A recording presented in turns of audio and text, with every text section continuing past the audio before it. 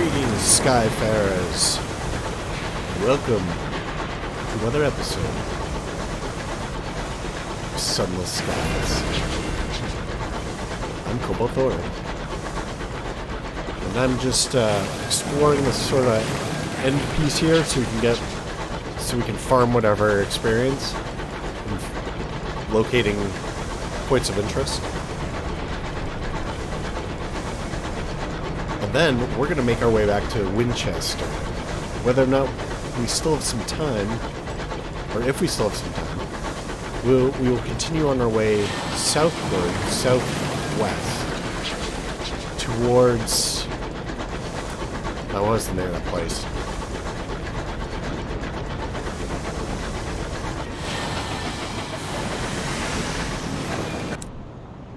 Lustrum. Lustrum is our eventual destination.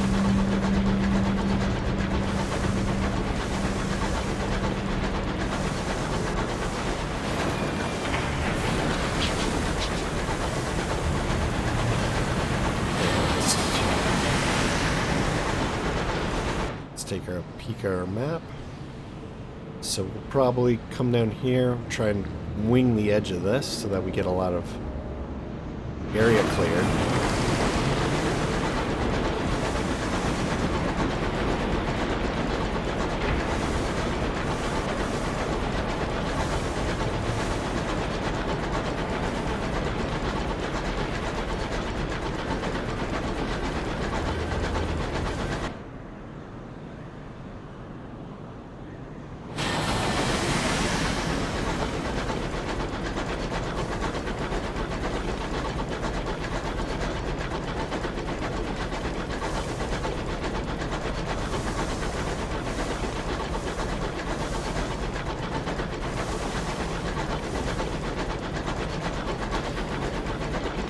Look at these backgrounds, they're so amazing. Let's skip over.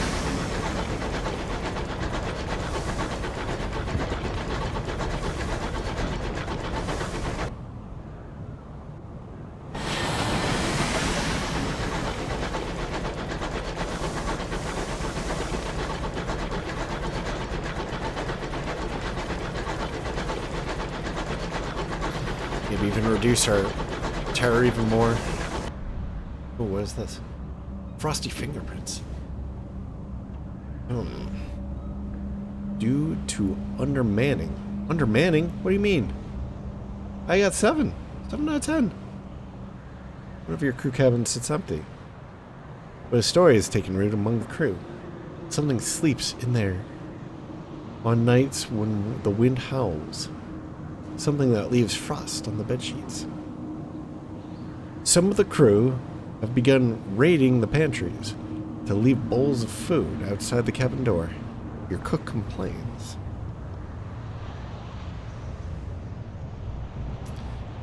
So we can discipline the crew, prevent the loss of further supplies. We could force somebody to sleep in the empty cabin. It should prove there's nothing to be afraid of. Sleep in the empty cabin yourself. Prove to the crew. Oh, that's low. There's nothing to fear. I don't want to do this. I'm afraid that will mean we'll lose a crew member if we do it. We don't really have a big crew already.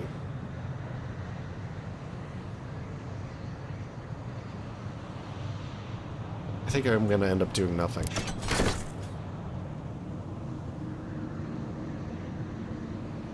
Supplies continue to vanish from the pantry. Bowls continue to pile up outside the cabin. Periodically, the food disappears. The crew are less fearful now. Occasionally, one of them refers proudly to their special passenger.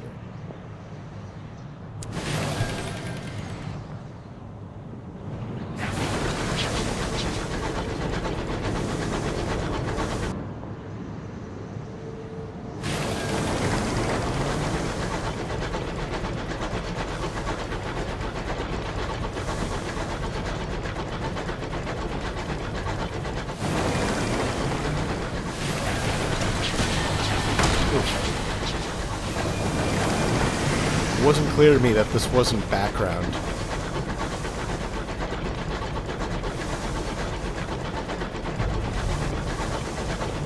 Guess I got no...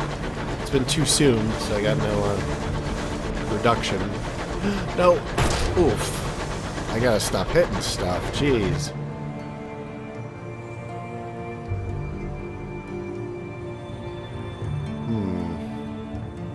Alright, I think I'm gonna go north along this to really make sure that those areas are well explored.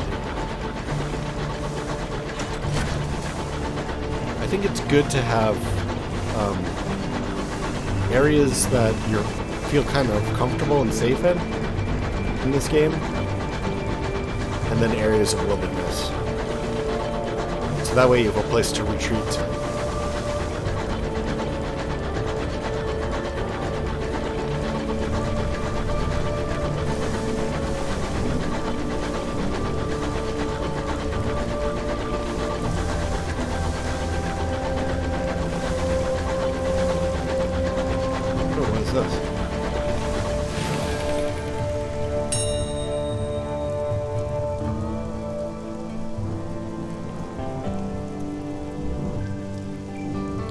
Settlers who live so far beyond the age of civilization relish the hardships of solitude. They will fiercely defend their small territories, but occasionally welcome company and trade. This homestead appears to be thriving. A family gathers outside to welcome you. Blue smoke coils from the chimney. We can eat our fill. Hospitality is important in the frontier. Settlers invite you to join them for a meal. So that'll reduce our terror, or we can spin them a yarn of our adventures. New customs spring up in the high wilderness. One of the most widely observed insists that a good story must be paid with gifts. The thing is, I thought our hold was really full. I guess it's not. Let's trade a sky story for supplies. Or we could leave swiftly. Perhaps you'd rather not risk encountering hostile strangers. Perhaps you want to avoid small talk. Or we could trade munitions. Trade them some munitions. The ragged steam trails of marauders have scarred the skies of late. And we could trade them for bronze wood. But I think we're going to go with this. Okay, so we just gained one standard supply. Your host is eager to hear of your adventures in the sky. Before you leave, they press a heavy bundle into your arms. Oh. We have no sky stories? That's garbage. Alright.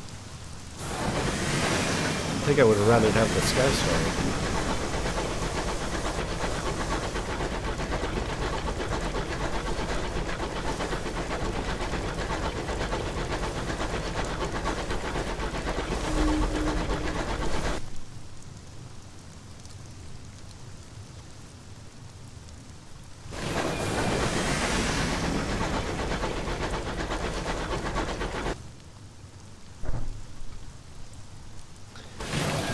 I'm regretting going this way now. We're just retrotting our previous steps.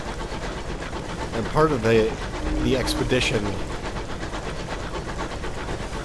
to Port Prosper was to pioneer a route to get easily from New Winchester to Port Prosper. And then the most direct route is not up near Avion, right? Most direct route would be this. You don't want to have to go up like this.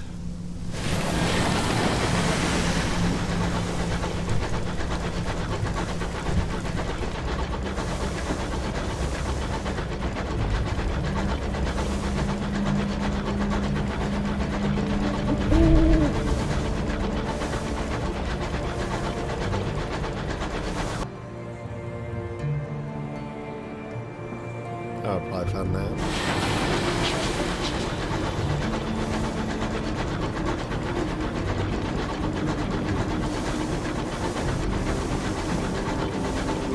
Cold and flinty, heart of the sky, miners dug too deeply here.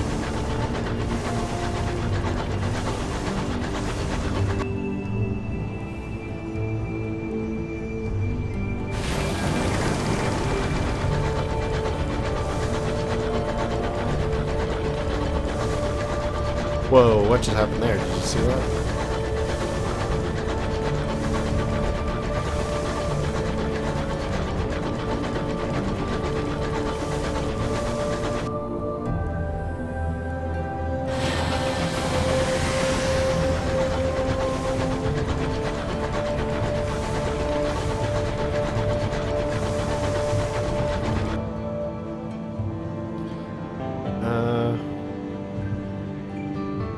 Well, I find us scouting rather than actually mapping our route back, but let's just finish up scouting around this rock. Yeah.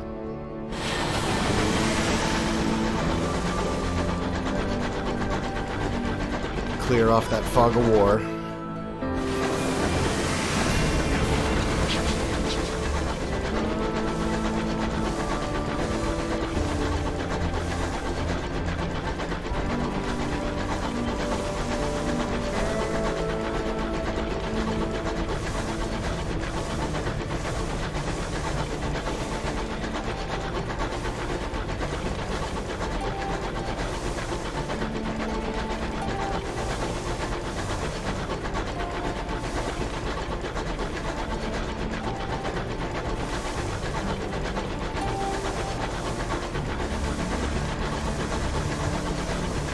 The location right here?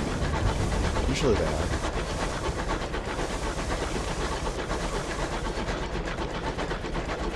Usually the lighthouses come up as a point of interest. I guess this one does not.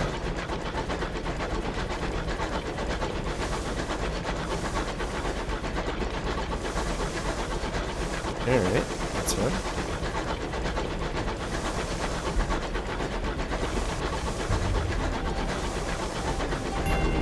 Oh, there it is.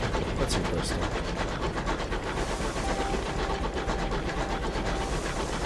Still, the lighthouse didn't have one. Alright, do we have a good route? Well, it's mostly good. It looks like it needs a little bit more exploration, but in general, it's pretty good.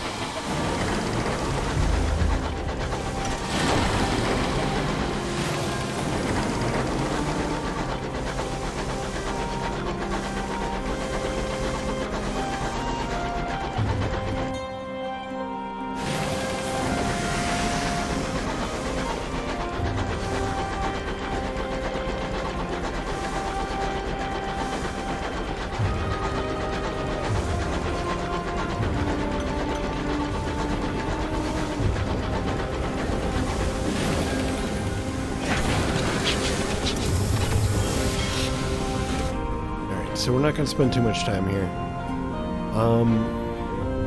What I want to do here pretty much is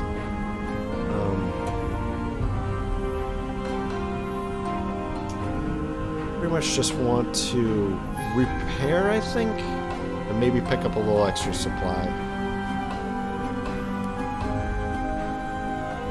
How much is that going to cost? 33?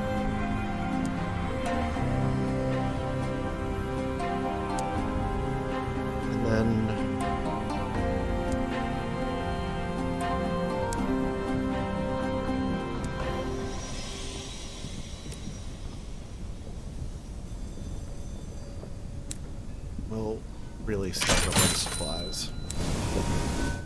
And then I think we're gonna just head straight down to about where did they say it was exactly? Southwest. Oh, I'm going east again. The southwest is down here. Alright. We'll try and ride the edge of this rock here.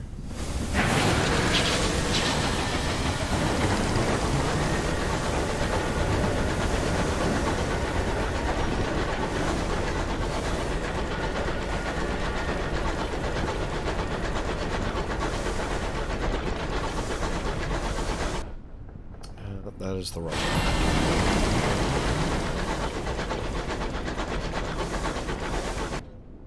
Yeah. Wait.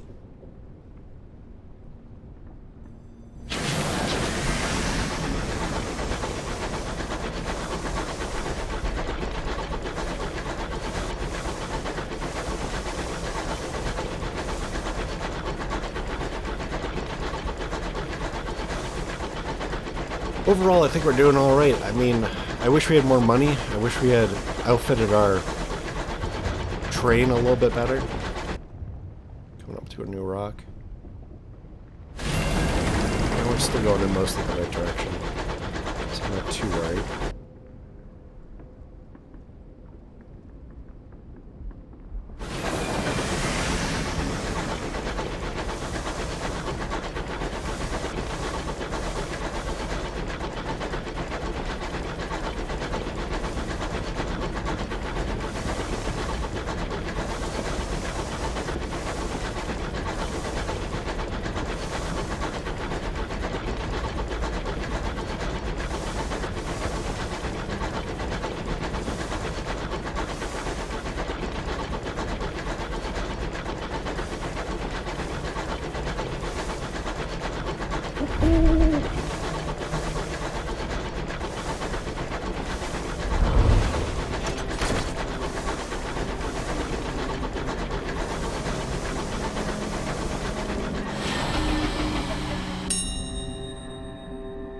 Okay.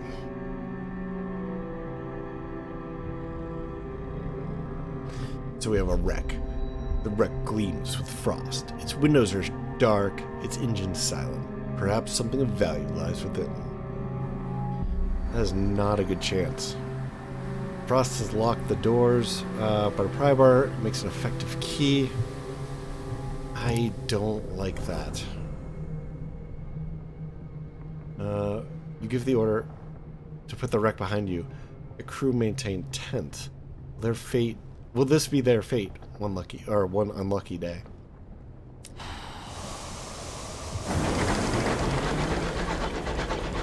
Man, we really need to level up like our strength and stuff.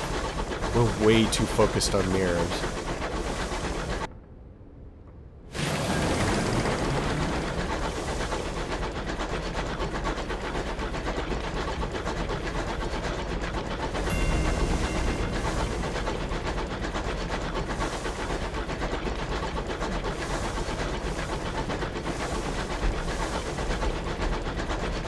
Hello.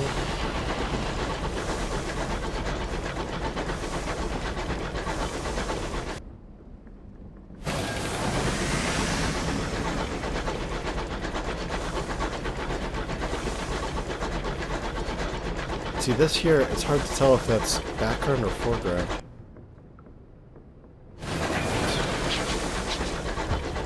Foreground.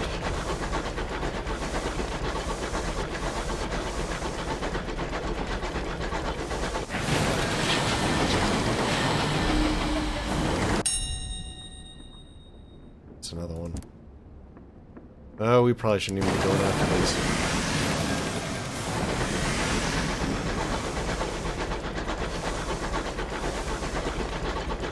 Uh-oh.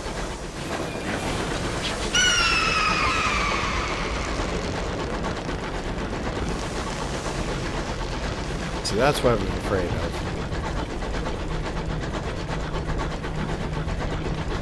I want to get a bigger gun before we go after those shrieking... What are they called? Shrieking spinsters or something?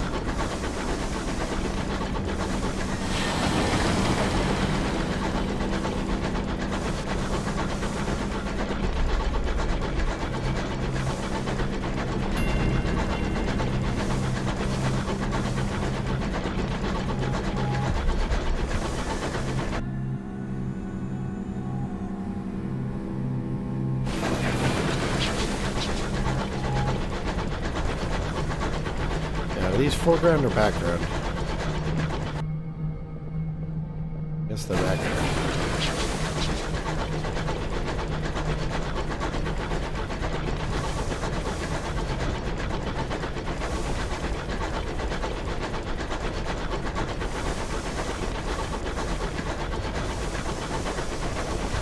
So much for hugging the walls.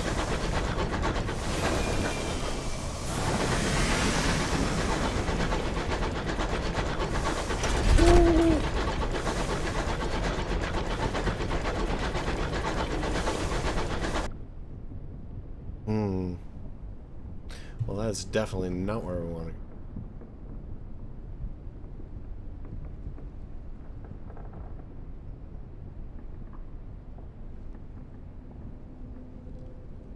don't know. I feel like we're definitely about 45 degrees.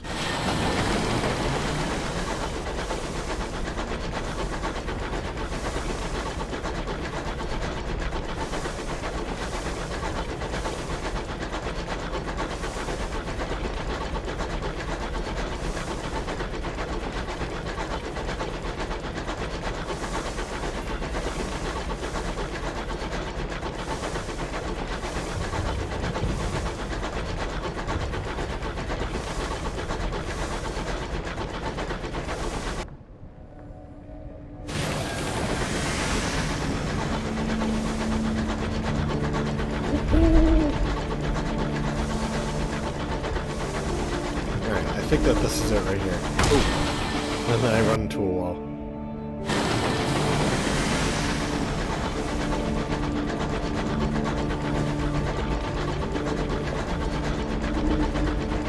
A flurry of snow blows past the window. The crewman approaches the cold.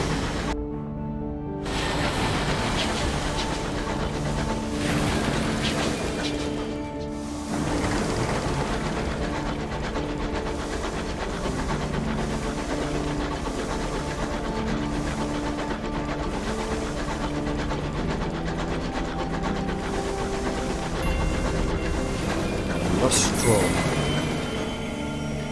There's a duck. Captain, the signaler declares. The crew are relieved at the thought of solid. Jeez, come on. I got robbed there. Press the dock button and just plows into a wall. Alright. Prospector's quarter.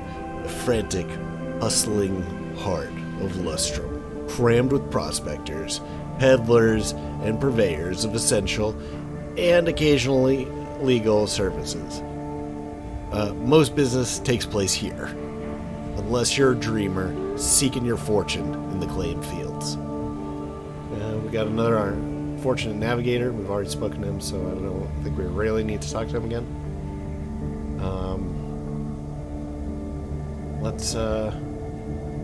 Let's go to Sweet Jane's counting house. A little accountancy firm snuggled in the snowy drifts. A little accountancy firm snuggled in the snowy drifts. Sweet Jane's oversees everything herself. Transference of funds, balance of probabilities, the transport of commodities, the termination of contracts. She is huddled behind her desk, swaddled in a monstrously ugly red scarf. While she fiddles with her abacus in one gloved hand, she heats the other over a little coal fire. Her one good eye focuses on you. She smiles. So we can listen to Sweet Jane's offer. She surveys you alarmingly. Or you could return to the street. It isn't much warmer in here than it is outside. Well, let's listen to her offer. She limps to the window. Snow batters the window pane. The shadow of the mountain is all but lost in the blizzard. The lantern light means the offices of the Windward Company are just about visible. I was raised by the company. Children are faster workers, you understand. Her fingers drum on the windowsill. Such waste. Where they see men, they see labor.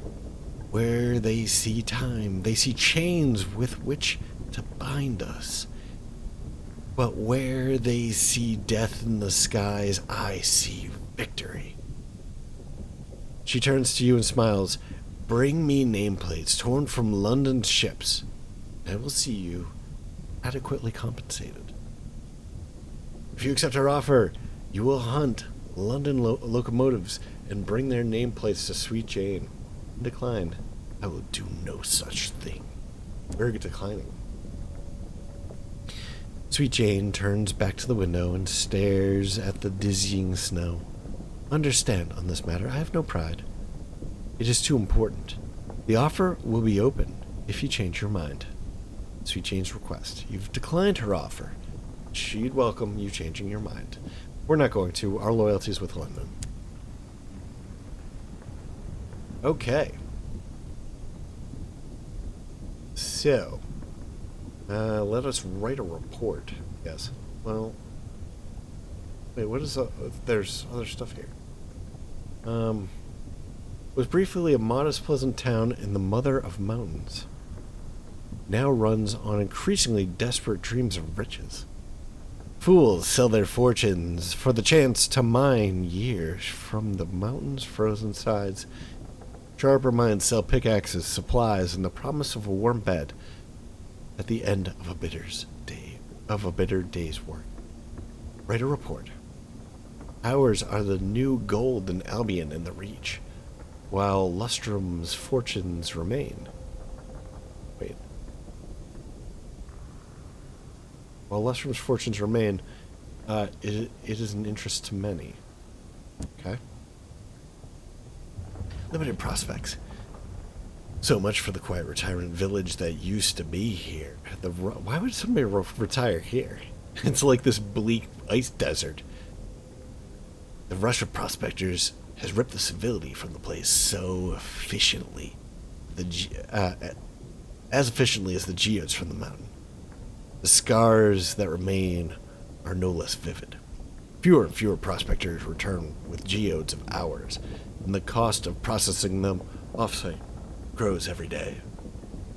Still, for now, Lustrum thrives, and offers the promise of riches for any lucky or industrious miner willing to come and risk everything in the snow and the mud. Alright. Let's drop off cellar. You're here. Have a good time. I hope you like it. They have arrived at their destination. Whether or not they will wish to... Wait. Whether or not they still wish to be here is another matter entirely. Urge your passenger to disembark. Things might have changed while you were in transit. You may not be rewarded as well now. Why? I was speedy. We came right here.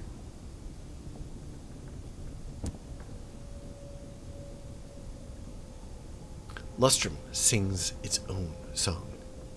The mines ring, the caverns howl. The machines roar. No one will look the settler in the eye. His scowl could shatter glass. We are late. What? You suck, he says.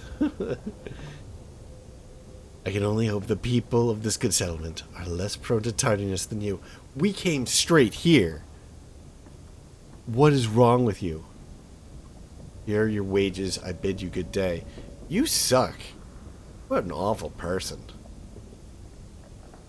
Alright. Yeah.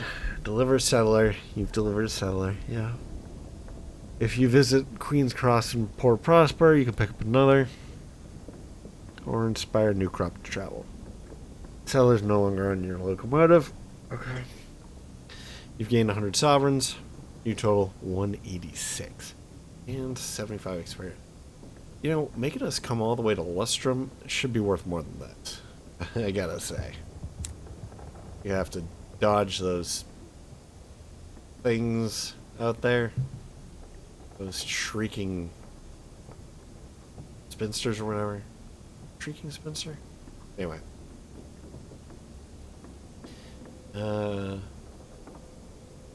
Yeah. So now let's explore Lustrum.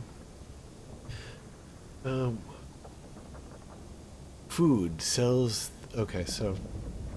what was briefly a modest, pleasant town on the Mother Mountains now runs on increasingly desperate dreams of riches. Fools sell their fortunes for the chance to mine years from the mountain's frozen sides. Sharper... Okay, we've read that before.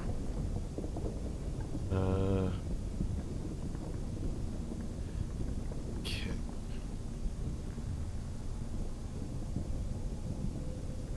Alright, let's just go in order. We'll visit the Hanged Man pub.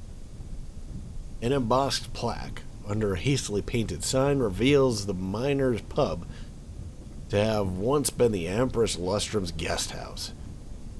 Its once fine mahogany tables and chairs are now little but sawdust on the floor and a lingering smell in the fireplace. Irritable miners jockey for space by insufficient fireplaces. They pay for the overpriced drinks with their dwindling coins or lowest quality hours. A few fortunates bear the mark of minor success. Baby soft hands that come from regularly handling unseasoned hours. So we could buy a round of drinks for the miners. Money's a little tight. I don't think we're going to do that. Unless there's something that does that I'm not aware of. Miners are not trusted people. Every new arrival is more competition. But while the drinks last, you're welcome to sit by their table. Or we could do...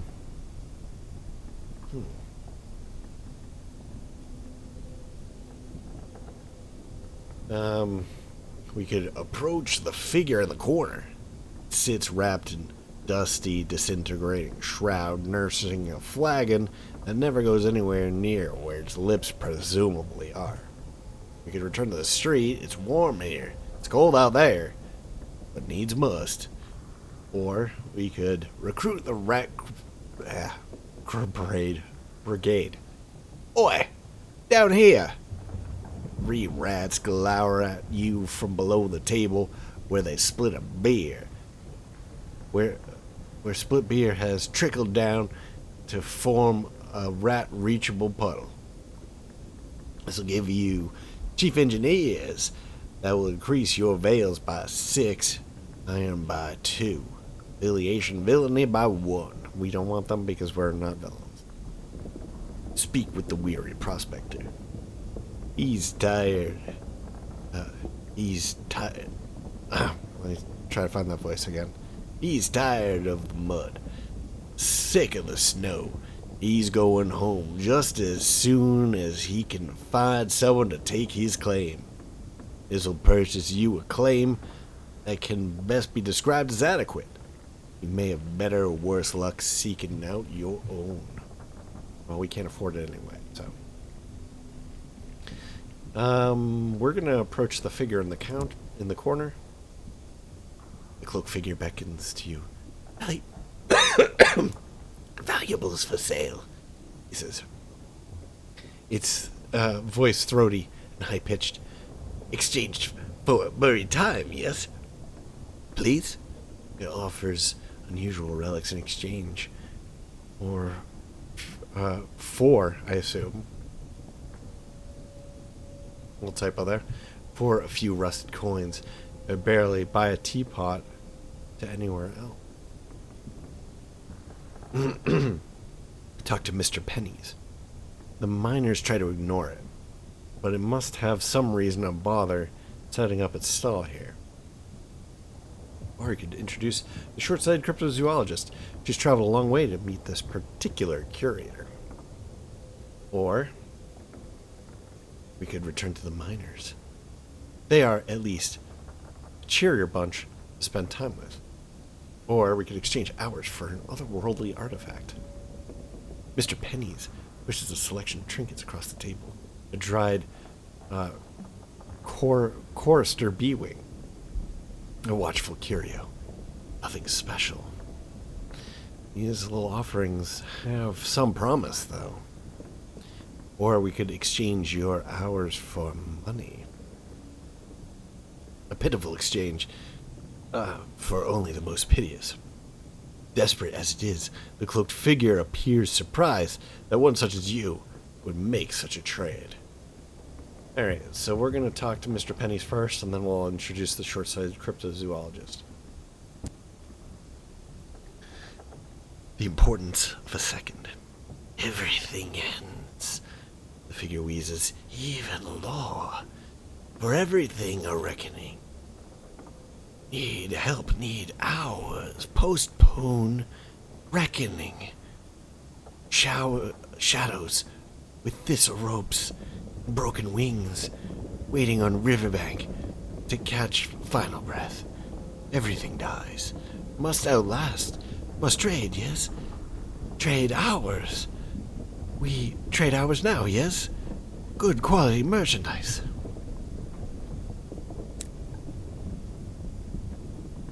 Alright. Obsession at first sight. The cryptozoologist beams with excitement. Oh, I have so many questions. Where did your species come from? How did you learn to speak English? What do you call yourselves? I mean, you can't be curator in your own language, right? What's the difference between a master and a mister? No offense. Ooh, what do you look like under the cloak? Are there female curators? She lifts the now terrified-looking Mr. Penny's hood and squeals, "You're adorable! How do you fit those wings in there?" And you leave her to it. She seems happy enough. Mr. Penny's, perhaps not. Escorting the short-sighted cryptozoologist, you have successfully... she gave me 100 sovereigns, and she's gone. And we have an otherworldly artifact. Awesome. Alright, we can't do any of these other things. If we talk to Mr. Penny's, does he say the same thing? He does. We'll return to the miners. Hey, we have enough money to buy our own whatever lot.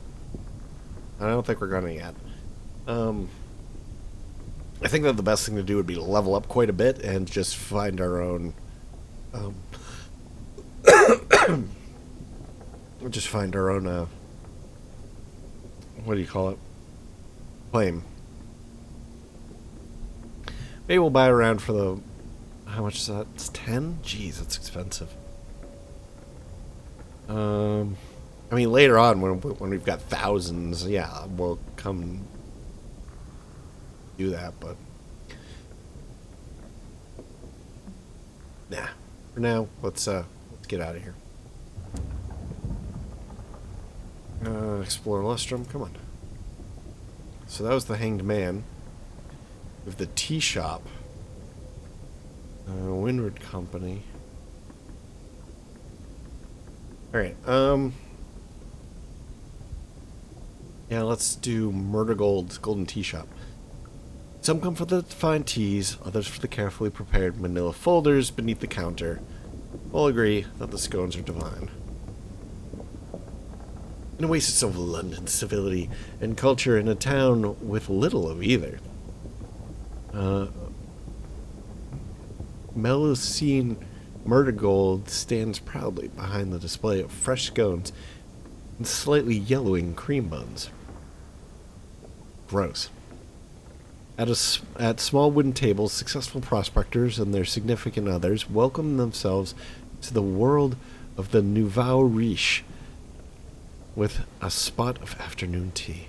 Pinky fingers stand proud and erect from bone china cups, covertly topped up with moonshine. Okay. Yeah, okay. That's one way to do business. So we can speak to Melusine Murgatroyd. Murgatroyd, sorry. She single-handedly runs both the family business and the family business. Unless you count the small gaggle of overworked and underpaid maids, which Melusine does not. Sounds like my type of person. Maybe we'll butter her up a little bit by having some tea with her first, and then do this. How much is this going to cost? 5? That's fine. A reminder of proper civilization is a thing to be cherished. Especially out here in the rain.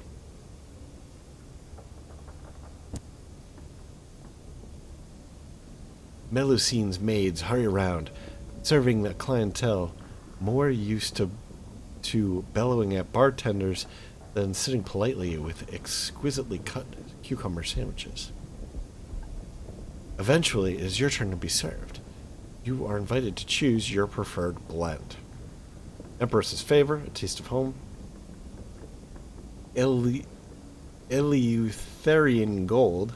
It looks like tea, with occasional sparkle, or indulgence blend straight from the Blue Kingdom. Now, I think that there's some kind of achievement where if you try all the teas, you get some benefit. So I'm going to go in order, because you can't have them all at once. You have to, every time that you come back here, you can come in and pick a new one. So we're going to try Empress's flavor. Familiar, comfortable, with just a hint of lingering bitterness. A true Londoner's blend. You are briefly without terror. I've sampled the Empress's flavor. And it cost us 5. It's fine. So now let's speak to Melusine Murgatroyd.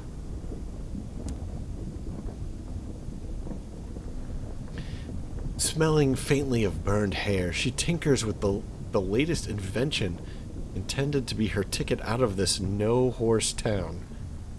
At her father's control, eyebrows, she confirmed, are a small price to pay for scientific progress. Interesting.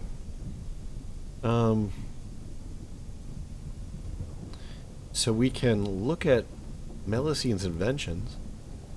Her workshop has slowly taken over the back room of the salon, or we can trade spy intelligence with Melusine. We need 2 uncanny specimens to do this. Nobody knows the latest happenings like a Murgatroyd. She's always interested in the unusual finds. Trade 2?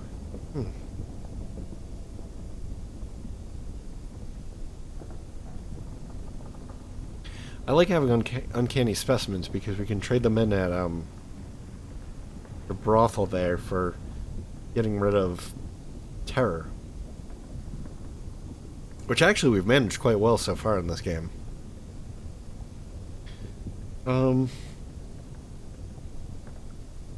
Yeah, I don't want to trade all my uncanny specimens. Let's just look at our inventions. An assortment of terrible opportunities.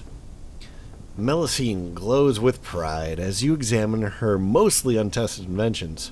The clockwork lens array that offers superhuman levels of telescopic sight, provided you can insert all 6 sharp brass hooks under your eyelids. Jeez. God, that's awful. Internal combustion privy. Okay. Ideal for handling unpleasant waste products and warming whatever's left of your house after the inevitable explosion. An automated pickaxe capable of striking the earth 7 times per second. Jeez. Melusine nods, irritated, pity about the minor bone-shattering issue. Okay. The only thing she won't let you poke at is a twisted arrangement of glassware and electricity in the corner. That's not mine. Not mine entirely. I'm still working on that. Complicated. You know if you know. If you don't, I shouldn't say. Cryptic. Maybe that's what this is. Well, we'll be back here another time. Maybe we'll have more of those things, and we'll have some to burn.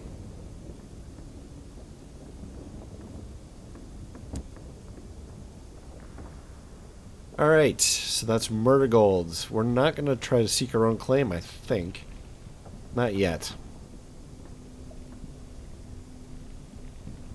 Let's head to the Windward. Tensions between the Windward Company and the Tackities grow by the day. The poison air coming from Windward's processing factory is only the latest insult. Turned away at the door. Windward Company was not the first to begin harvesting the mountain. But no other came in harder or faster once the hours were detected. The company began by bribing prospectors to sign over successful claims and even offering to help process lucky prospectors' hours in their huge factory ovens.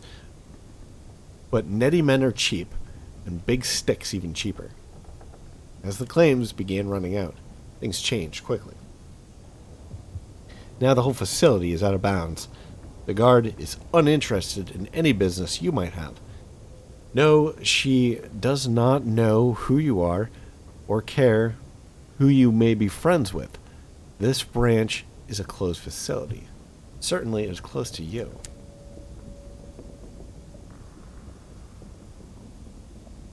You can attempt to climb the mountains and search for the singing caves. No path leads up to the peak, but with a sturdy stick and a stubborn attitude. You may be able to forge one. Fortunately, we are very weak, so that's not going to happen.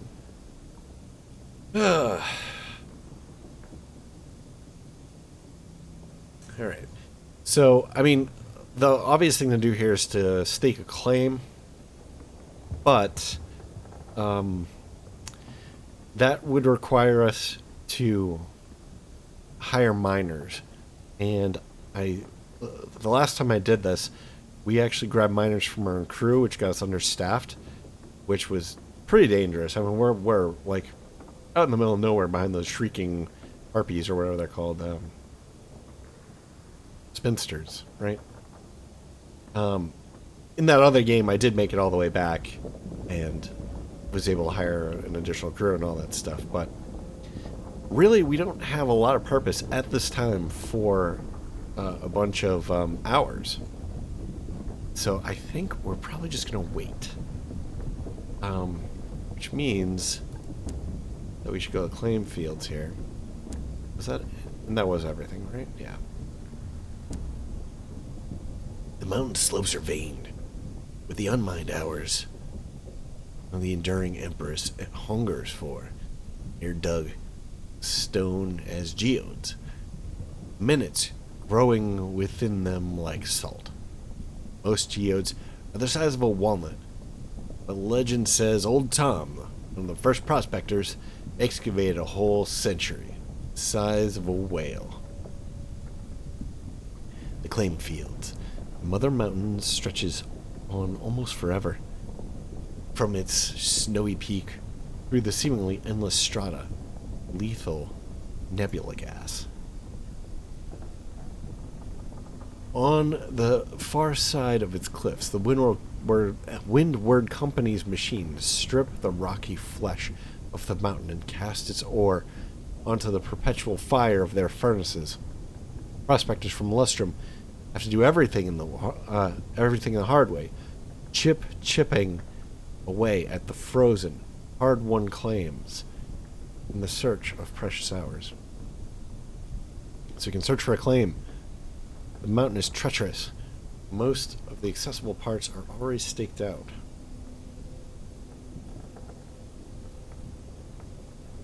Or attempt to climb the mountain. No path leads up to the peak, but okay. I'm worried that we can only do this once. Let's try it. An aborted journey. Conditions are harsh. The mountain seems to fight you every step. Ropes left behind by other prospectors coil around your ankles. Old boxes of supplies loiter under the snow, ready to trip you. It's almost impossible to tell the difference between one patch of land and another. Never mind the value of individual claims. What you need is an hour harker. Advises a passing hour harker. Okay. He grins. He doesn't have many teeth, but those that remain are capped with gold. Come find me in town if you want, or not. There's always more of you showing up, eh? Alright. No. Not super successful. Head back to town and just see what this guy does.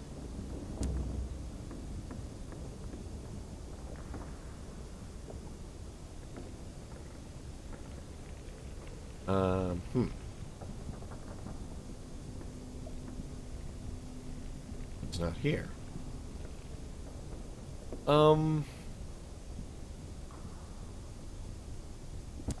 Check the hanged man, I guess.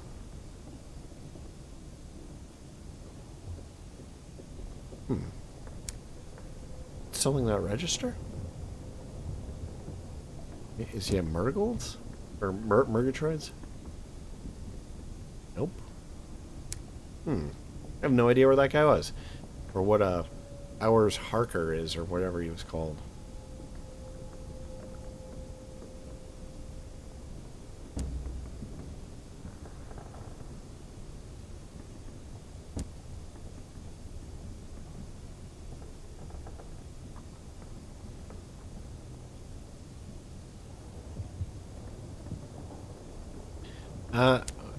I mean, maybe this guy's not in there somewhere.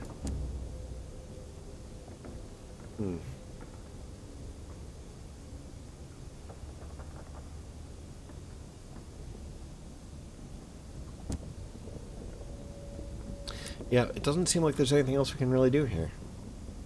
Unless we're gonna go and stake a claim, and I just can't afford it, right? So, take a look at the shops, the bazaar. Locomotive captains gather at the bazaar to trade goods and information. We find bargains here. Or fulfill prospects you have claimed. Okay.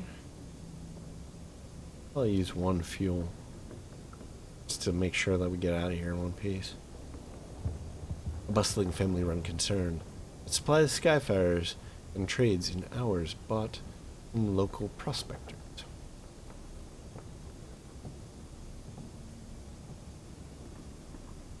Actually, 4 is probably enough. But anyway, I think that we'll wrap up this episode here. Thank you very much for joining me. We made it all the way down to Lustrum. Got a little bit more comfort in our money. But I don't think I'll really be comfortable until it's like up over 1,000. Which means we probably have to start doing some of these other jobs here. Which means that we have to start finding more locations. So like the trading opportunities, stuff like that. Actually, this says where a lot of these places are, doesn't it? Yeah, we should probably find Magdalene's. That's probably what we're going to have to do in the next episode. Try to get back to New Winchester, and then from there we'll go and get to Magdalene's. Did they say where Magdalene's is? Well armed and desperate, the foolhardy travel the skies. As a result, the money to be made transporting goods, purchase 3 stacks of verdant seeds at Port Avon, which we found, sell them at the bazaar of Magdalene's. Okay, Magdalene's lies to the west. Okay. Oh, just straight to the west? Everything is to the west in this playthrough. The west is going to be very well explored, which is good. All right. So yeah, I think we'll probably head on back to New Winchester, and then we'll try to find Magdalene's, which is the brothel, which you can use to get rid of all your terror. So, yeah, thank you very much for joining me. I'm glad that you watched. I hope that you enjoyed, and if you have, please like, maybe comment, maybe subscribe. And I'll catch you in the next episode. Bye bye.